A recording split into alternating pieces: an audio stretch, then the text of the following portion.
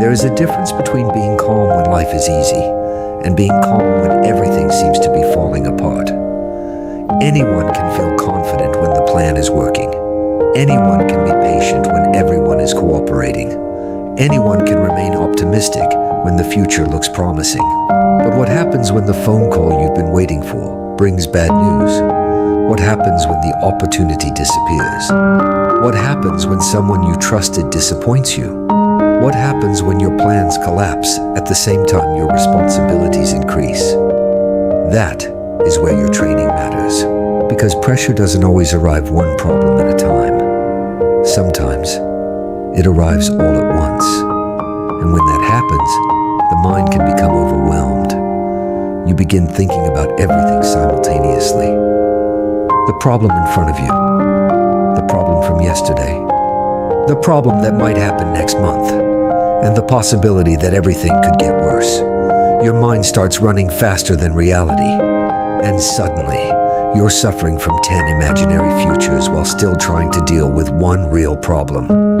This is where you need to remember one of the most powerful principles we've discussed.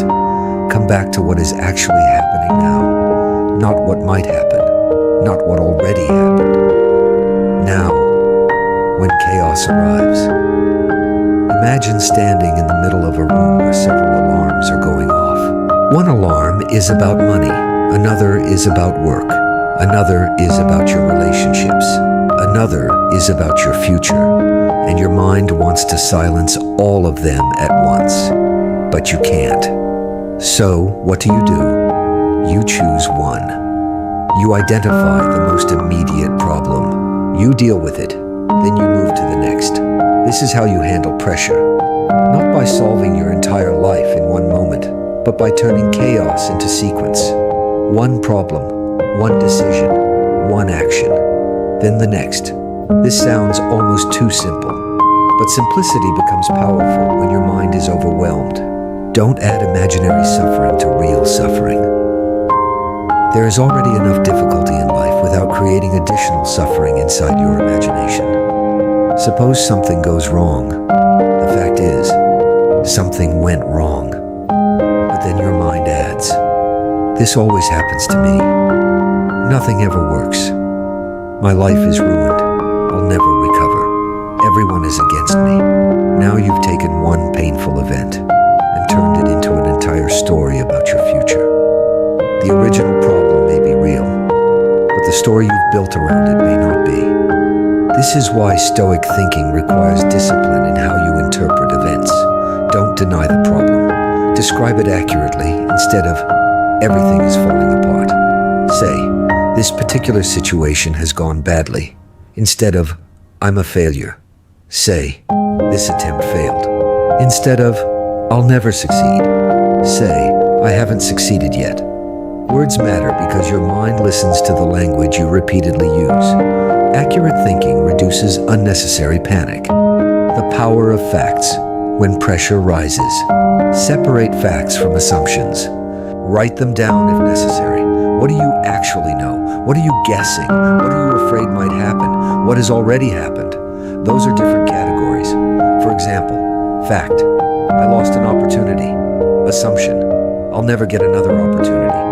Fact, someone criticized my work. Assumption, everyone thinks I'm incompetent. Fact, my plan failed. Assumption, my future is ruined. Notice what happened. The facts may still be difficult, but the assumptions are often where the emotional explosion begins. You don't have to predict the future to respond to the present. Deal with what you know. Prepare for what you can reasonably anticipate, and leave the rest alone.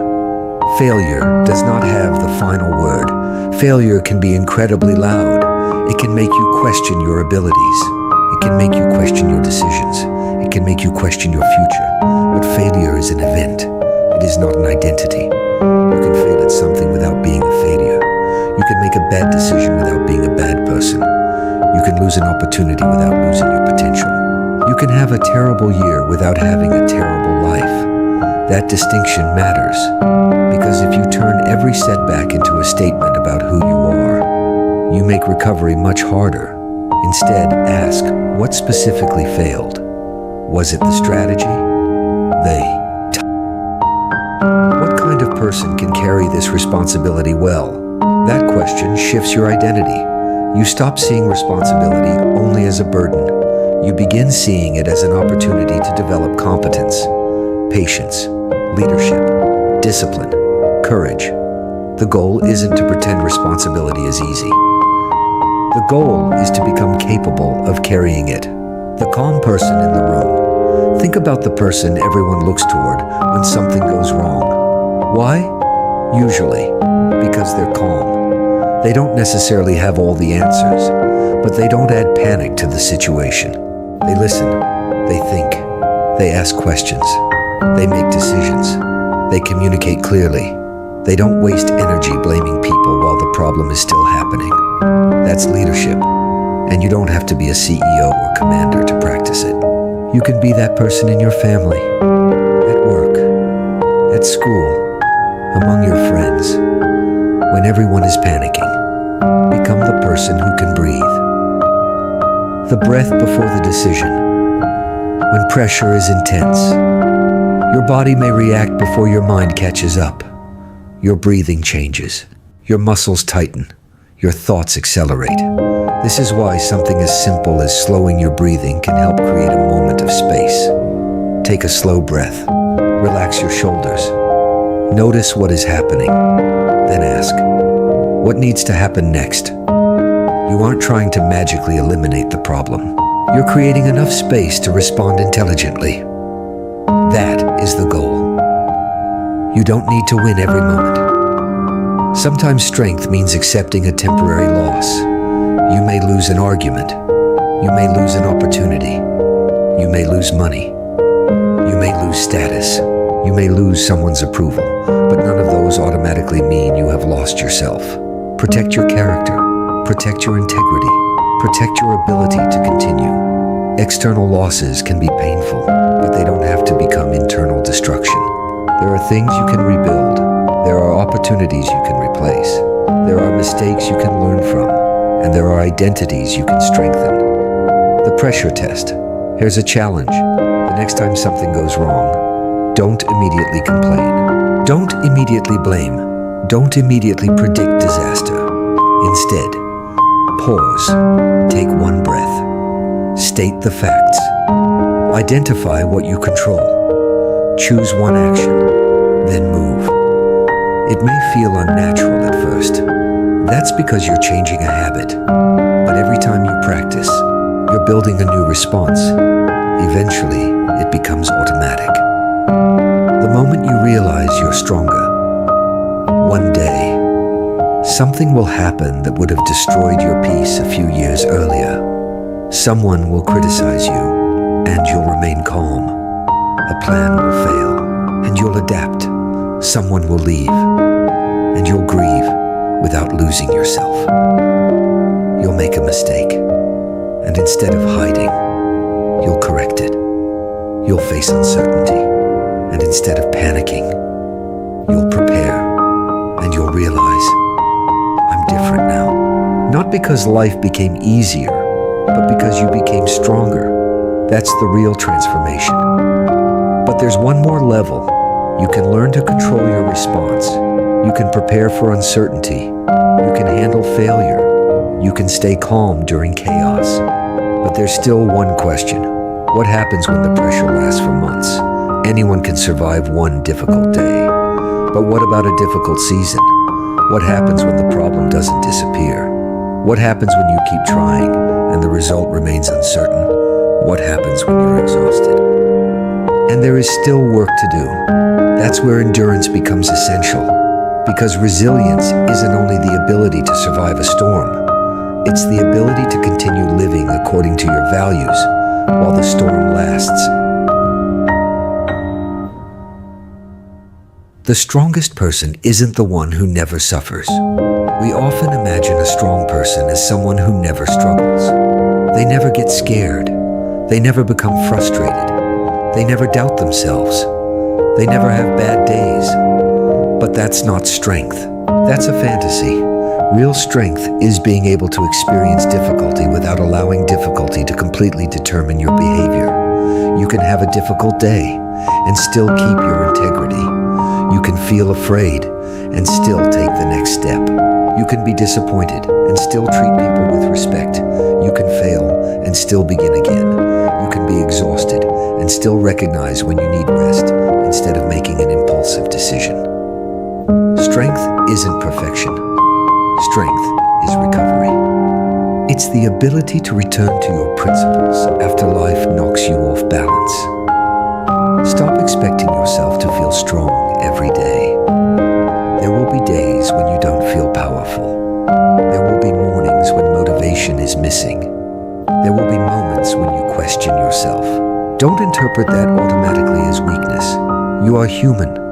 The mistake is believing that you must feel confident before you act. You don't. You can act while uncertain. You can continue while discouraged.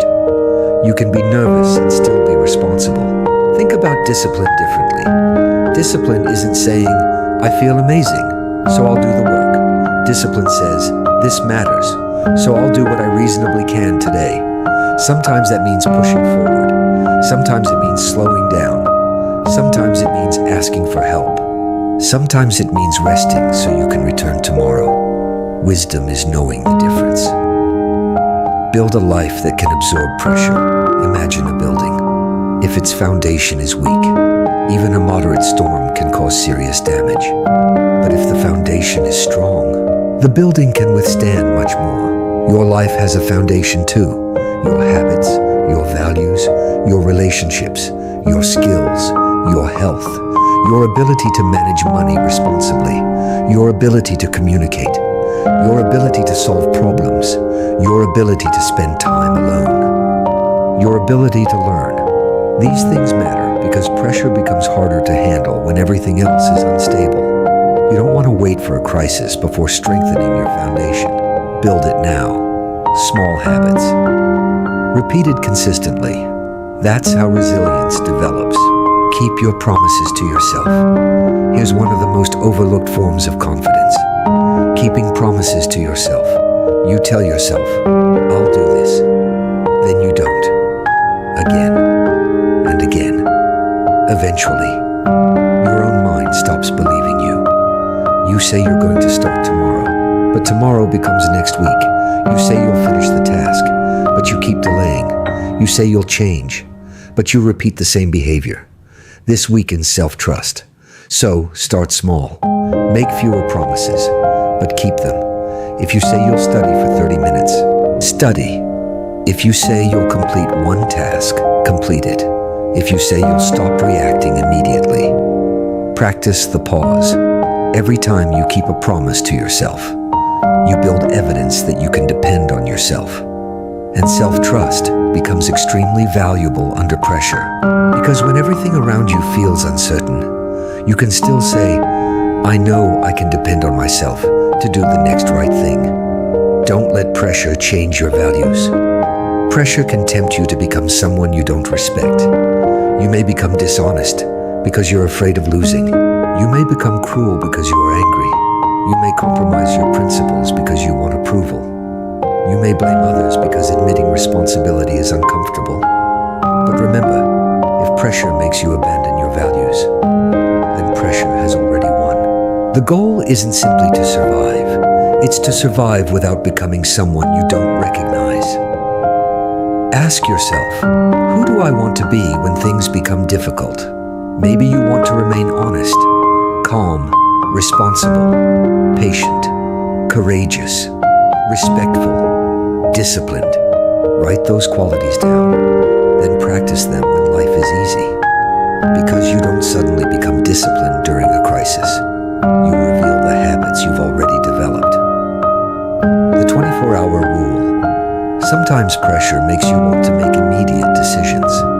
Quit, send the message, end the relationship, spend the money, respond to the criticism, make the announcement. But strong emotions can distort judgment. So when possible, give yourself time. Sleep on it. Take a walk. Write your thoughts down. Talk to someone wise. Then decide.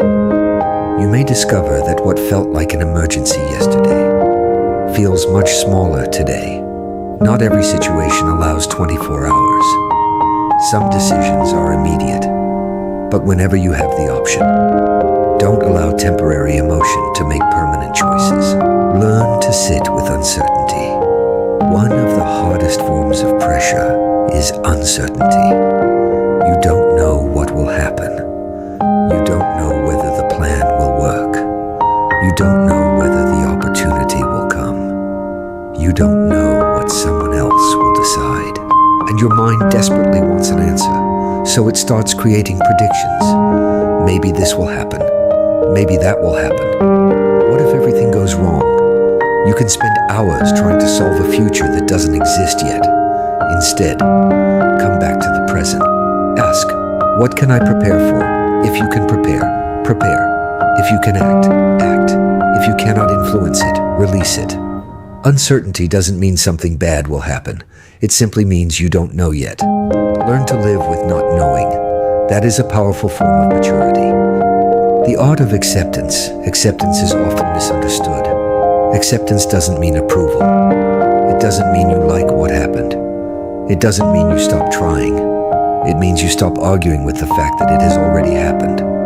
If something happened yesterday, it happened. Your anger cannot reverse it. Your regret cannot erase it. Your imagination cannot rewrite it. Acceptance says, this is the reality I have now. What will I do with it? That's where action begins. Without acceptance, you remain stuck fighting the past. With acceptance, you can begin building the next chapter. Turn regret into instruction. Everyone makes mistakes. You will too.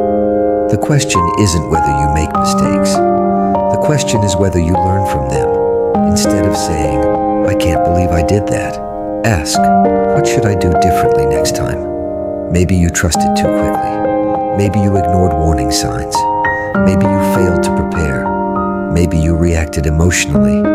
Maybe you waited too long. Whatever the lesson, write it down. Turn regret into instruction. Because if you learn the lesson, the mistake doesn't have to be wasted.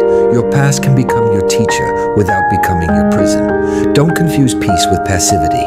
Being calm doesn't mean doing nothing. This is another misunderstanding of Stoicism. A calm person can be extremely active. They can work hard, set boundaries, make difficult decisions, challenge unfairness, leave unhealthy situations, build ambitious goals. The difference is that they don't need emotional chaos to produce action. They can act without panic.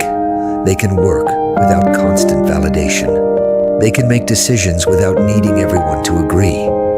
That is powerful. You don't have to be angry to be determined.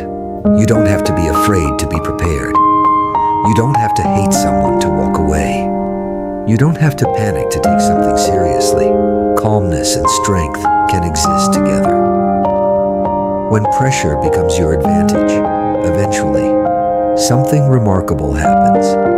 You begin recognizing pressure differently. A difficult assignment, a chance to develop discipline, a challenging conversation, a chance to practice courage, a setback, a chance to learn, criticism, a chance to examine yourself, uncertainty, a chance to practice patience, responsibility, a chance to develop competence. You stop asking only, why is this happening?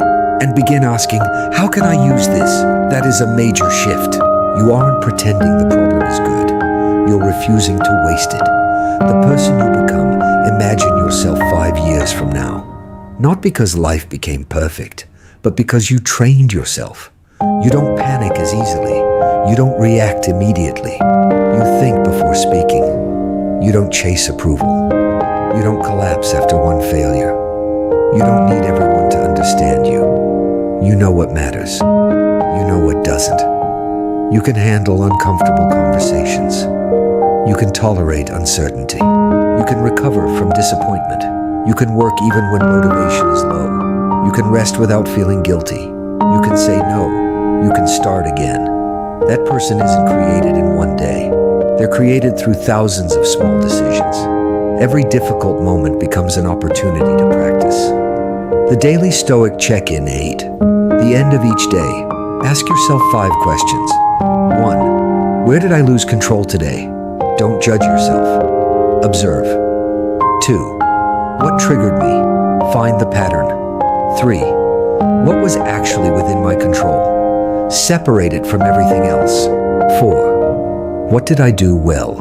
Acknowledge progress. 5. What will I practice tomorrow? Choose one thing. Maybe tomorrow you'll practice patience. Maybe you'll practice listening. Maybe you'll practice avoiding unnecessary arguments. Maybe you'll practice finishing important work before entertainment. Maybe you'll practice accepting uncertainty. One lesson at a time. One day at a time. Your mindset when the storm arrives, when the next major challenge appears. Remember this sequence. Pause. Don't immediately react. Observe. What actually happened? Separate. What can you control? Accept. What cannot be changed? Decide. What matters now? Act. Take.